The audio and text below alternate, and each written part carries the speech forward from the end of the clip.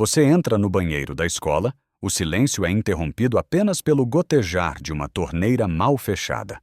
Diante do espelho, o desafio surge como um sussurro. Chute o vaso 3 vezes, dê descarga e chame o nome dela.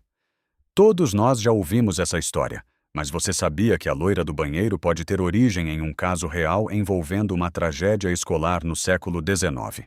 O que começa como uma brincadeira de criança esconde raízes profundas na história do Brasil, onde o luto e o bizarro se misturam de forma perturbadora. Por trás de cada lenda que nos fez perder o sono, existe um rastro de fatos documentados, registros policiais e traumas coletivos que o tempo tentou apagar. Hoje, nós vamos descer pelos corredores escuros da memória nacional para confrontar a verdade oculta das lendas urbanas mais assustadoras do nosso país. Prepare-se, porque a realidade, muitas vezes, consegue ser muito mais aterrorizante do que o mito. A loira do banheiro não é apenas um vulto loiro com algodão no nariz que assombra colégios de norte a sul. Ela é uma das figuras mais onipresentes do nosso imaginário, e sua fama atravessou gerações, transformando banheiros escolares em locais de puro pavor para crianças de todas as idades. Mas para entender de onde esse medo nasceu, precisamos viajar no tempo e olhar para além dos azulejos brancos. A lenda se espalhou com uma velocidade impressionante entre as décadas de 60 e 70, mas seus fundamentos são muito mais antigos, remontando a uma época em que o luto era tratado de uma forma que hoje consideraríamos macabra. A verdadeira identidade da loira do banheiro nos leva até a cidade de Guaratinguetá, no interior de São Paulo. Seu nome era Maria Augusta de Oliveira Borges, filha do Visconde de Guaratinguetá. No final do século XIX, Maria Augusta foi obrigada a um casamento arranjado aos 14 anos de idade, uma prática comum na elite da época, mas que ela desprezava profundamente. Infeliz, ela vendeu suas joias e fugiu para Paris, onde viveu uma vida de liberdade até os 26 anos, quando faleceu de forma misteriosa. O que aconteceu depois é o que realmente alimenta o mito. Quando seu corpo retornou ao Brasil, sua mãe, em um estado de negação e dor profunda, recusou-se a enterrá-la. O corpo de Maria Augusta foi mantido em uma urna de vidro dentro do casarão da família por semanas, para que todos pudessem contemplar sua beleza preservada.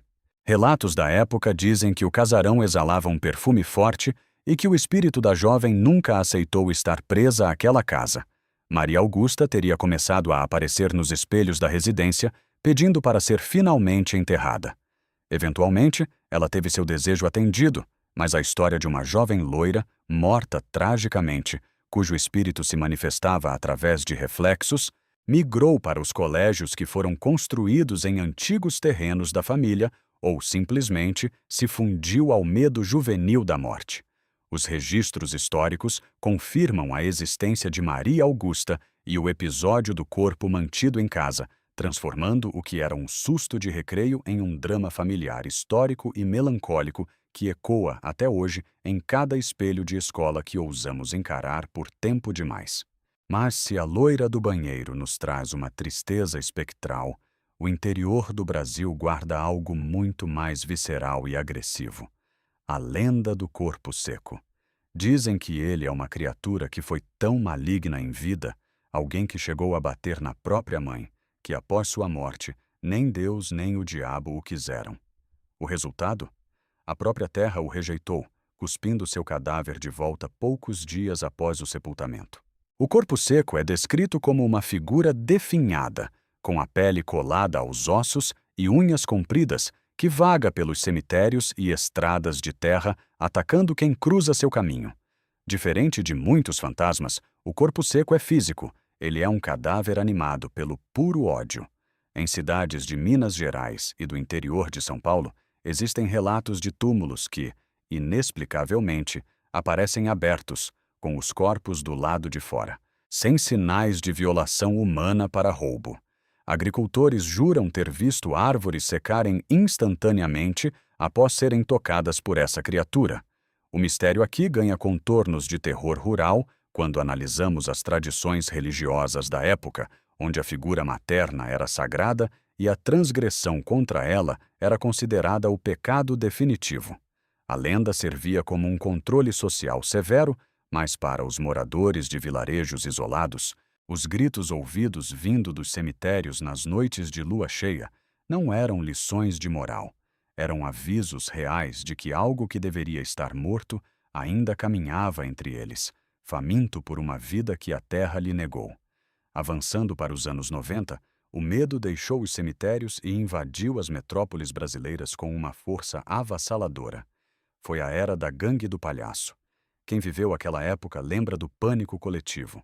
Boatos de uma Kombi azul ou branca que circulava pelas periferias de São Paulo, ocupada por palhaços que sequestravam crianças para vender seus órgãos.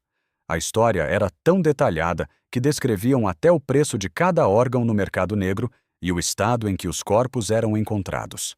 O jornal Notícias Populares, famoso por suas manchetes sensacionalistas, alimentou essa histeria por semanas, publicando relatos de testemunhas que juravam ter visto os palhaços em ação. Mas qual a verdade por trás disso? Nunca houve um registro policial sequer que confirmasse o sequestro de uma criança por palhaços em uma Kombi. O que existiu foi um fenômeno psicológico chamado histeria coletiva, potencializado por um contexto de insegurança urbana crescente e notícias de tráfico de órgãos que realmente aconteciam em outras partes do mundo. A Gangue do Palhaço foi o primeiro grande viral urbano do Brasil antes da internet, uma lenda criada pela mídia e pelo boca a boca que paralisou escolas e fez com que pais proibissem seus filhos de brincar na rua. O medo era real, mesmo que os vilões fossem apenas sombras projetadas pela ansiedade de uma sociedade que se sentia vulnerável. A figura do palhaço, que deveria trazer alegria, tornou-se o receptáculo de todos os medos urbanos daquela década. Essas lendas não sobrevivem por tanto tempo por acaso.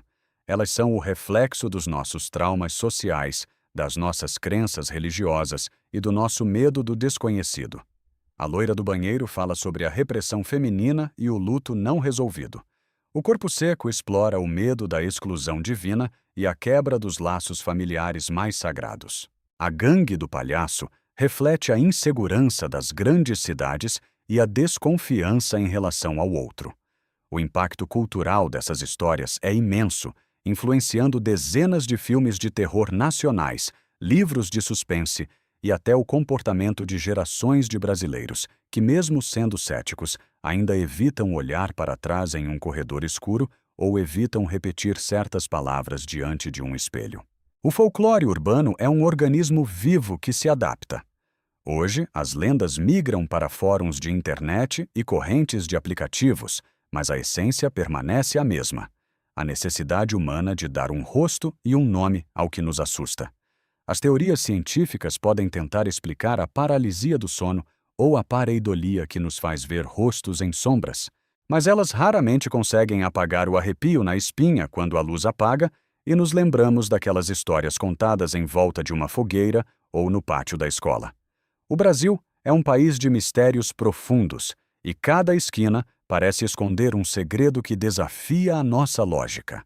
As lendas urbanas são as cicatrizes da nossa história, lembretes de que o passado nunca está totalmente morto e enterrado. Seja através da tragédia real de Maria Augusta ou do pânico fabricado dos anos 90, o medo continua sendo uma das ferramentas mais poderosas de conexão entre nós.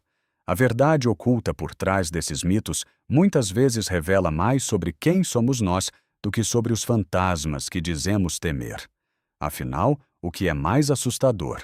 O espírito no espelho ou o que os seres humanos são capazes de fazer uns com os outros na vida real? O mistério permanece aberto, esperando o próximo sussurro em um corredor vazio. E você? Já teve alguma experiência inexplicável com uma dessas lendas? Ou conhece alguma história que aconteceu na sua cidade e que ninguém consegue explicar? Compartilhe seu relato aqui nos comentários. Vamos investigar esses mistérios juntos. Não esqueça de se inscrever para continuar explorando o lado sombrio da nossa história. Até o próximo mistério.